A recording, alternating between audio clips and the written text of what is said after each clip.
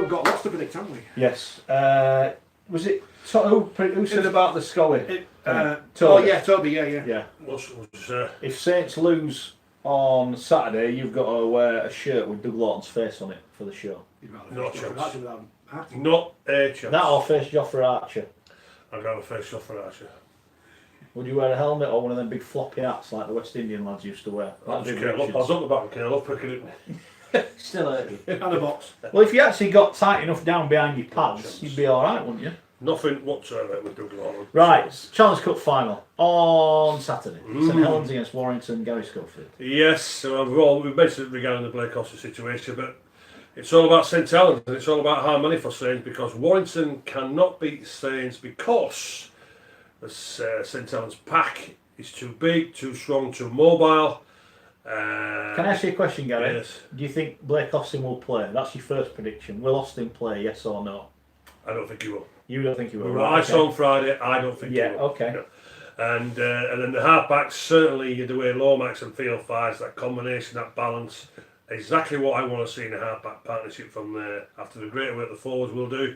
And you look at the outside backs, Lachlan Coote, looks like he's going to play from there. He's brought a new dimension to it, team player, plenty of pace, love scoring tries, he'll get it through the creativity. And I think this is just going to be a one-team victory easy. I just don't think Warrington can get anywhere near St Helens, and it's going to be easy. And I'm going St Helens by 24 points. And my Lance-Stud Trophy winner, Tommy Makinson, I think he's going to get a hat-trick.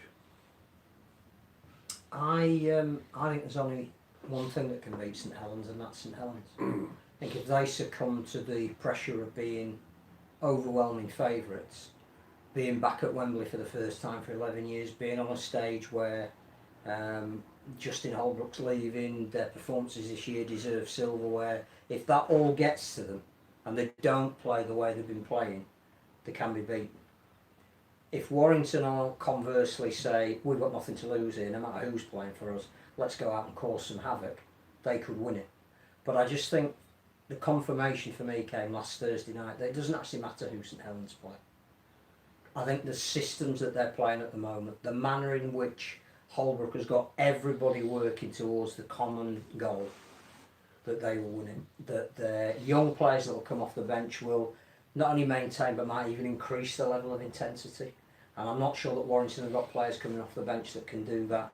If they're patient, if they play to their strengths. And in some ways, I actually want them to win it because I've so enjoyed what St Helens have done this year. I think you don't deserve anything, you have to go out and win it. Yeah. But I think it would be great for that club to get the reward that I think their performances this year deserve, and I'd like to see them win on the biggest stage. Does Austin play? I think they've got a real dilemma. I'm not sure they can win if he doesn't, because I don't see how they score points. If he isn't fit, he's a liability if he does. I'd be tempted if I was Steve Price and I knew he wasn't going to play, to announce tomorrow that he's not playing. Invest in the guys who will be playing, whoever that is, and just say go out there and do your best, guys. I wouldn't leave it till Thursday or Friday. I think the last person that we saw do that was Castleford when they played Leeds in 2014, and they spent so much time would Hubie play, would Hubie not play, that even when he did play, the pressure on him was too great to do something, and it became a weak link in that the team suffered because we were waiting on the individual.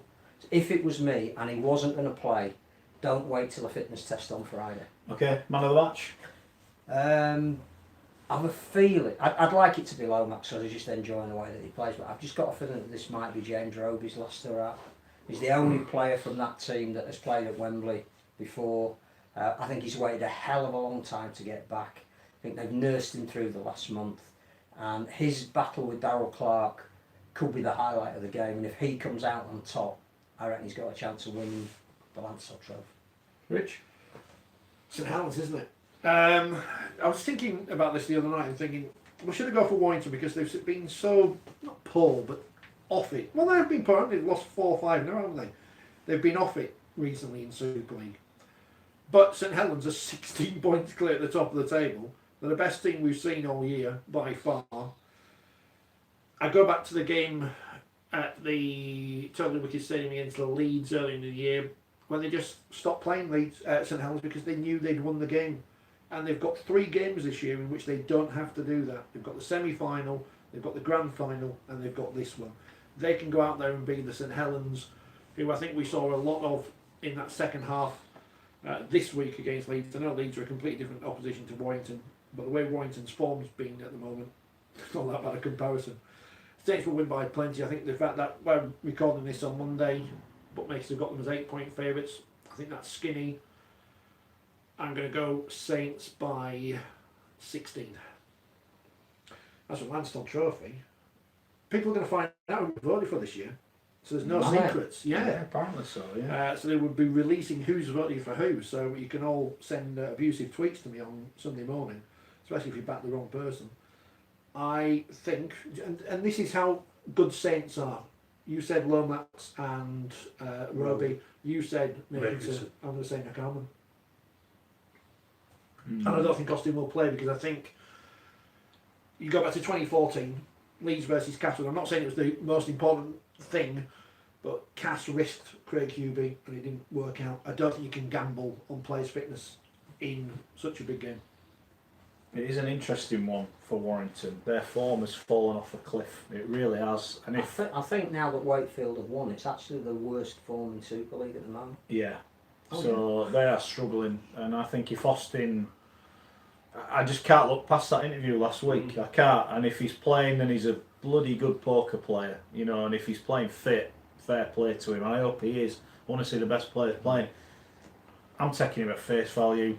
He looked like he lost £100 and found a penny. He's gutted, innit? He was gutted, and so he should be. He's missing out one of the biggest moments in his life. Can't look past Saints. I'm with you, Phil. They're the best team in the competition. I want the best team in the competition to win something. I think that will happen this week. I think, like you said, they put a marker down without even intending to on Thursday. They just said, look, it doesn't matter who they pick, they're going to win. I hope Warrington. I just think there's too many doubts about too many players, and I think the ones that aren't in doubt are not quite in the form they were early in the year. That's not to say they won't come into form later in the season. I'm wondering if their biggest thing at the minute is getting in the top 5 and what position they're going to be in the top 5. You know, they could be out of the playoffs in the first week anyway if they finish 4th or 5th. I'm going to go Saints, and you know what? I actually think it could be a bloodbath. I really do. I think they could just absolutely rip them apart. I think the weather's predicted to be dry, so it'll be a fast track. Is this Leeds Hull KR? If Coop plays, I'm going Coop man of the match. Do you think he's going to be fit? Again, they've been really quiet on that. And I'll say now, if he isn't, then the Saints have got a problem with Wellesby because he's no good under the eyeball. I've seen him twice. He can't catch a cold. Give him it to run. He's brilliant, and he can create, and he's dangerous. But even Deck Patton can kick high balls and say, "Catch that, son."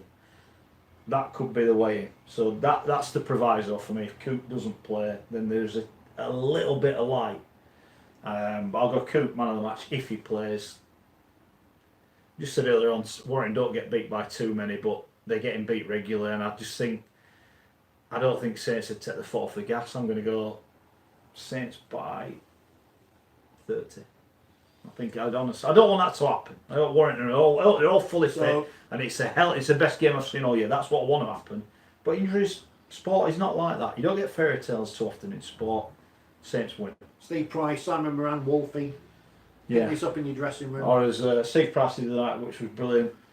Yeah. That was good. That's what he'll say to me. Wilson, I'm going to get you. Good. Steve, I'll see you Saturday.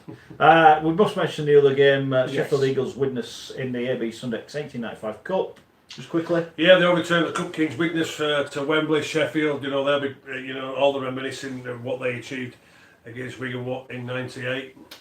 I think Sheffield will be up for this. I'm going Sheffield. I don't think they're much. I'm going Sheffield by 1 point. I'm delighted for both teams. Yeah. I think this is a massive reward for hanging in there.